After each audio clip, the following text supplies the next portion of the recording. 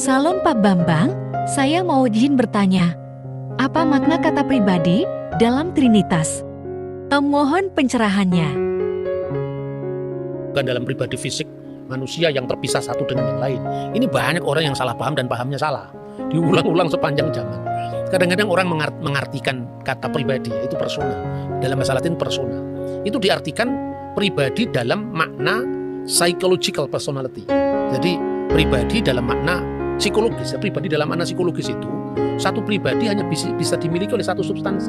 Pribadi saya satu, substansi saya artinya keberadaan saya juga satu. Tetapi dalam konteks bahasa teologis atau bahasa Alkitab ya, itu artinya bukan sekedar pribadi manusia yang terpisah satu sama lain, tapi lebih tepat dianggap disebut sebagai metaphysical personality. Jadi meta itu disebalik, fisik disebalik yang fisik. Jadi ini tidak merujuk kepada pribadi A, B, C itu atau oknum-oknum yang berjejer tiga, bukan seperti itu. Makanya di dalam bahasa Latin ya, itu disebut una substantia tres persona. Jadi artinya satu substansi dalam tiga persona. Hubungannya seperti apa? Diskresi non separati. Bisa dibedakan tetapi tidak bisa dipisahkan.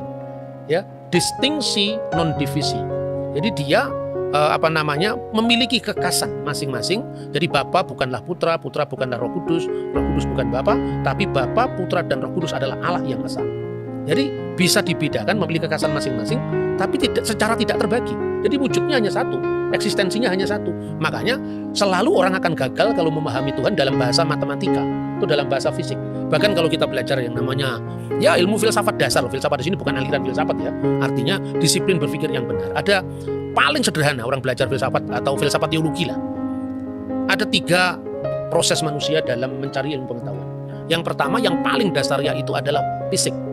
Fisik itu ya, ini benda, wujudnya apa ini? Persegi panjang. Ini kan semua mata bisa melihat. Mata melihat ini fisik. Ya toh? Misalnya gelas ini bundar. Itu semua orang bisa melihat. Hanya orang yang buta warna atau buta yang tidak bisa melihat itu. Itu tingkat paling dasar. Tingkat kedua itu adalah matesis. Matesis itu dikalkulasi di otak.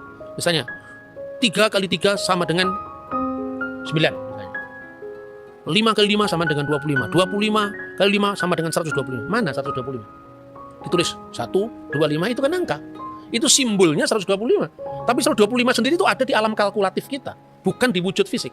Apalagi kalau dikatakan 1 juta kali 1 juta malah tidak bisa digambar. Nah, itu matesis ya. Baru yang terakhir itu metafisik. Di sebalik yang fisik, di sebalik yang matematis. Itulah Tuhan, itulah alam keabadian. Jadi bicara tentang Tuhan itu tidak sama dengan bicara satu Alek, seorang Bambang, seorang Yusuf, tidak bisa. Maka seperti contohnya paling gampang, itu sering saya ulang-ulang contoh itu. Tuhan itu beserta orang yang sabar. Berapa jumlah Tuhan? 1. Ya toh? Elohim Echad. Tuhan cuma 1. Berapa jumlah orang yang sabar di Surabaya? Katakanlah misalnya ada 10.000 orang yang sabar. 10.000 orang yang sabar itu tinggal di 10.000 tempat yang berbeda-beda pada saat jam yang sama. Tuhan jumlahnya 1, beserta dengan 10.000 orang. 10.000 orang di 10.000 tempat yang berbeda-beda. Tuhan jumlahnya 1. Yang disertai 120.000 orang. Apakah Tuhan jadi 120.000 atau jadi 100.000? Tidak. Karena Tuhan itu roh. Roh itu bukan dalam makna fisik toh, artinya dia hadir di segala tempat, di segala ruang, di segala waktu, beyond time, beyond space. Itu maknanya bahwa Allah itu tidak bisa disamakan dengan manusia. Begitu juga pribadi. Untuk lebih jelasnya, tolong dibaca Bereshit pasal 1 ayat 26 dan 27 dan tolong dianalisis langsung teksnya ya.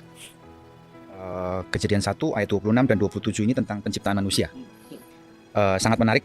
Vayomer Elohim naase Adam betsal menu kitmutenu veyirdu pitgat hayam vehaof hasyamayim uva behema uve kol haaretz uve kol haremes haromes al haaretz. Jadi ayat ini dimulai dengan berfirmanlah Allah. Tapi dikatakan naase. Naase itu secara gramatikal Ibrani yang nggak ketemu di bahasa lain, mereka punya namanya volitive system. Jadi kalau kita berbicara kepada orang kedua itu namanya imperatif. Tapi kalau kita berbicara pada orang pertama, strong will dari orang pertama itu namanya kohortatif. Strong will dari orang ketiga namanya jasif. Memang agak rumit kalau kita belajar, tapi kita mesti harus belajar sampai ke situ. Nah, naaseh itu adalah volitive system untuk orang pertama jamak. Artinya kita. Jadi kalau terjemahan bebasnya itu marilah kita. Let us, ayolah kita. Ayo kita gitu. Bukan nyuruh orang lain, ini nyuruh diri sendiri, volitive system. Nah kita nggak ketemu yang gramatikal seperti ini di bahasa Indonesia, apalagi nggak ada gitu. Ya jadi dikatakan bahwa naase Adam, marilah kita menciptakan manusia, membuat. Ya jadi pakainya asa, bukan bara lagi ini, asa. Karena dibuat dari sesuatu yang substansinya sudah ada. Ya nanti ya dari debu tanah menjadi manusia. Nah Adam ini diciptakan untuk menguasai. Ya itu kita belakangnya sudah tahu. Cuman gramatikal yang menarik adalah ketika Tuhan seperti berbicara kepada dirinya sendiri. Ayolah gitu. Oke Pak Bambang, penjelasan Anda sangat mencerahkan dan menguatkan iman kami. Terima kasih, Tuhan Yesus memberkati.